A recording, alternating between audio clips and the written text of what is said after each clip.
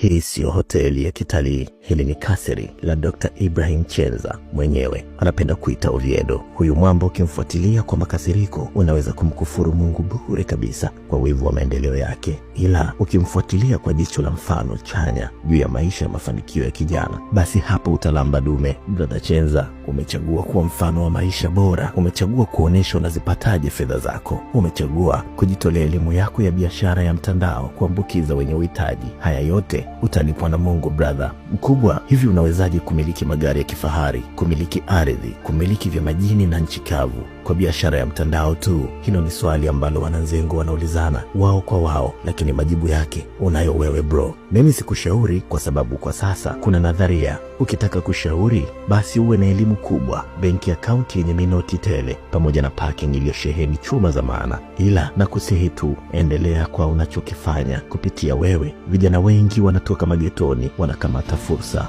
Brother Chenza, katika wale watu waliokutumia SMS za nipo kwenye namba ya WhatsApp ulioiweka kwenye posti yako ya leo Instagram, na mimi nipo naitwa Given.